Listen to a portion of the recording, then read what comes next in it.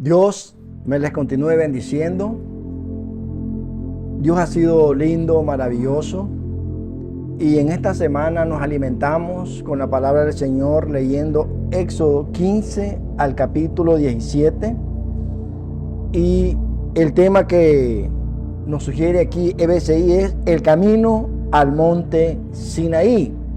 Y el texto de memoria, a memorizar era: háganlo todo sin quejas ni contiendas. Filipenses 2:14.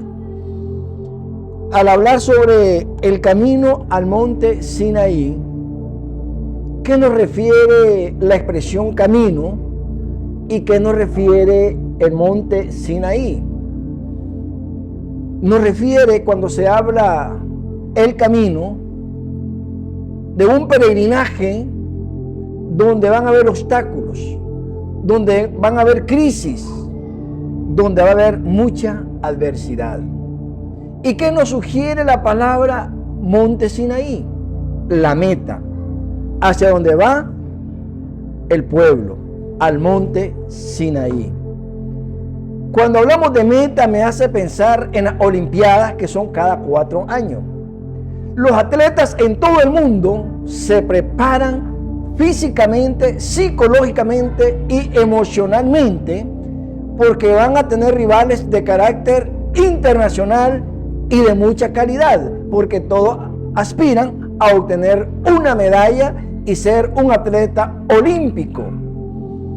Y sabemos de que son muchos los que pueden ganar medallas, pero en su mayoría no lo logran, excepto representar su país. El pueblo de Israel va peregrinando y tiene una meta al Sinaí. En el caso de nosotros, somos peregrinos, y en este caminar hay adversidad, hay obstáculos, hay oposición, hay distintas situaciones difíciles. Pero a diferencia de las competencias olímpicas, que unos ganan y otros no, nosotros vamos hacia esa meta, hacia la nueva Jerusalén. Y ya hubo alguien que triunfó sobre las fuerzas del mal, y es nuestro Señor Jesucristo. Y Él dijo: porque yo vencí, vosotros también son vencedores. Solamente nos resta obedecer en este peregrinaje. Y en este peregrinaje del pueblo de Israel, ¿qué nos dice la Escritura en ese proceso para llegar a la meta, al monte Sinaí? Nos dice que llegaron a un lugar llamado Mara, que significa amargura. ¿Y por qué? Porque si bien es cierto que en Mara había agua, pero eran aguas amargas. Y no podían saciar su sed, aunque estaban viendo el agua. Moisés clama a Dios y Dios le indica un árbol. Dejan caer el árbol en el agua y el agua se vuelve dulce. El Dios poderoso transformando lo amargo en dulzura. Amados hermanos y hermanas, eso es lo que Dios quiere con cada ser humano en este mundo, que siente que su vida ha perdido la dulzura, que siente que ya no puede más. El Señor Jesucristo vino a este mundo precisamente para sanar su vida, para sanar su mente, para sanar su corazón, para darle dulzura a su alma, y que se convierta en aquella persona que en el lugar donde está, desde su hogar y a donde se mueve, que pueda generar un ambiente tranquilo, un ambiente de paz, un ambiente bonito, donde la gente pueda acercarse con confianza y decir: qué agradable es la amistad de este amigo o de esta amiga. ¿Pero por qué? Porque Cristo tocó esa vida y transformó esa vida que sentía que era amarga, la transforma en una vida dulce y le da ahora un verdadero sentido a la vida, porque Cristo endulzó su vida con su santo y divino poder. Pero ¿qué más sucede? El pueblo entonces de Mara sigue el peregrinaje y llegan a Elim. Y en Elim hay 12 fuentes de agua y 70 palmeras. ¡Wow! Un lugar de alto refrigerio, un lugar precioso. Aquella fuente de agua y aquellas palmeras. Me supongo que el pueblo haber dicho a Moisés: quedémonos aquí, que vamos a andar buscando. Pero la meta no era Elim, la meta era el monte Sinaí. Y querían quedarse. Pero entonces, en ese lugar de Elim, vemos que Dios les dice, ya es el momento de dejar la comodidad y seguir en marcha hacia el monte Sinaí. Muchas veces nosotros, amados hermanos, no queremos obedecer a Dios porque estamos acomodados. No queremos dejar la comodidad. Y a través de la historia se nos dice que muchas personas dijeron sí al Señor a cambio de dejar su comodidad, pero Dios les dio y les permitió ver su gloria y poder, y los sustentó, y nunca ellos perecieron. Nos habla de Eliseo, dejó sus 12 yuntas de bueyes para ejercer el ministerio profético. Los apóstoles dejaron sus empresas para seguir al Señor. Dejaron su comodidad. Y un momento que le dijeron a los apóstoles: Señor, dejamos todo por seguirte a ti. Sí, le dice, pero eso no es comparado con la recompensa que tengo preparado para ustedes. Ahora Dios le dice a este pueblo: es tiempo de dejar la comodidad. Esas 12 fuentes de agua, ¿a quién nos ilustran? Las 12 tribus de Israel. Los 12 apóstoles que el Señor llamó para que estos apóstoles también fuesen del Señor esa fuente de bendición a todo aquel mundo que estaba sediento de la palabra del Señor. Y las 70 palmeras, nos dice la palabra de Dios que el Señor constituyó a 70 personas para que llevasen el mensaje de su santo y divino evangelio. Y fueron muchas personas que fueron sanadas, liberadas de fuerzas malignas y que saciaron la sed espiritual. Aquella gente que estaba en Elim tuvieron que salir y llegaron a un lugar llamado Sin. ¿Y qué sucedió en Sin? Ahí en ese lugar también el hambre les agobiaba. El hambre hacía también murmurar contra Moisés y contra Dios. Entonces Moisés ora a Dios y Dios le dice al pueblo: dile a mi pueblo que muy de mañana van a tener pan y que por la tarde van a tener carne, las codornices.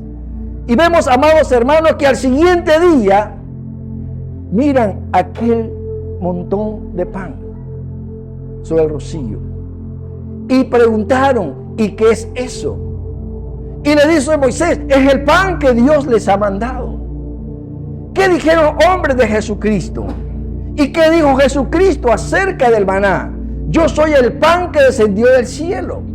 El que de mí coma nunca más volverá a tener hambre. Nuestros padres comieron pan del desierto y tuvieron que volver a comer y perecieron, murieron. Pero el que coma de mí nunca más volverá a tener hambre, ni morirá. ¿Y cómo es que comemos ese pan? Cuando nosotros recibimos a Jesucristo como Señor y Salvador de nuestra vida. El pueblo pregunta: ¿y qué es esto? Y recuerden ustedes que Jesús preguntó a sus discípulos: ¿quién dicen los hombres que soy yo? Y le dicen ellos, unos dicen que eres Jeremías, que eres Elías, que eres uno de los profetas. Nunca lo confundieron con un malandrín, siempre con un hombre que servía a Dios. Pero Pedro le dice, inspirado por el Espíritu Santo: tú eres el Cristo, el Hijo del Dios viviente. Gloria a Dios, porque Cristo le dice: no te lo ha revelado carne ni sangre, sino el Espíritu. ¿Y qué sucede entonces en ese lugar? Dice que Dios les mandó también codornices para que ese pueblo saciara el hambre. Pero después que sucede, van de Sin a Refidim. ¿Qué sucedió en Refidim? Una vez más ahora es la sed. Es la sed. Y comienzan de nuevo a renegar, a murmurar. Y Dios le dice a Moisés: reúne a los ancianos del pueblo y llévalos a la roca junto con Aarón. Golpea la roca y de esa roca va a fluir agua y todos se van a saciar. Golpeó la roca y fluyó aquella gran fuente de agua. Esa roca, amados hermanos, tipifica a Cristo Jesús. Cristo es la roca, el fundamento de la iglesia y de donde fluye esa agua de vida y de vida para vida eterna. Cristo Jesús. Entonces, aquel pueblo sacia su sed a beber de aquella roca. Pero una vez que se habían hidratado, que estaban ya los hombres, las mujeres, los niños, los ancianos y los animales, ¿qué sucede? Les llega una prueba muy dura. Y es que el rey de ese lugar ataca al pueblo de Israel, el rey Amalek. Estos eran gente de guerra, eran personas que estaban acostumbrados a la batalla. Y vemos lo que sucede en Refidim. Después de la gran bendición del agua, viene el ataque de Amalek. Así sucede. Después de un momento de refrigerio, de un momento contento, puede llegar la prueba. Llega entonces este ejército y Moisés le dice: escoge a los hombres fuertes, soldados, y ven a la guerra con Amalek. Yo subo allá a la cima, a ese mirador, y también Hur, y también a Aarón. Y nos dice las Escrituras que mientras Josué peleaba, Moisés tenía sus brazos extendidos hacia arriba, y mientras mantenía sus brazos, el pueblo avanzaba en la victoria. Pero era un anciano y se cansaba y bajaba los brazos. Y dice entonces que el ejército de Amalek avanzaba venciendo a Josué. Entonces Hur y Aarón observan eso desde aquel mirador. Mira, cuando baja los brazos, vamos perdiendo. Y cuando tiene los brazos arriba, vamos ganando. Entonces, tengamos en los brazos. Observemos. Josué en la batalla, Moisés, Hur y Aarón en la cima. Pero ¿qué hubo ahí? Hubo observación de Hur y de Aarón. Por eso es muy importante que nosotros observemos y nos demos cuenta dónde puede estar nuestro aporte a la obra del Señor. Cómo nosotros podemos sumar a la obra del Señor.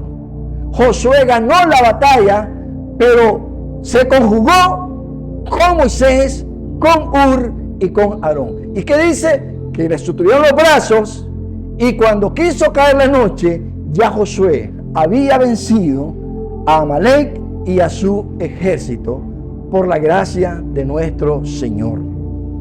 En conclusión, amados hermanos y hermanas, ¿qué es lo que nos dice esto a nosotros?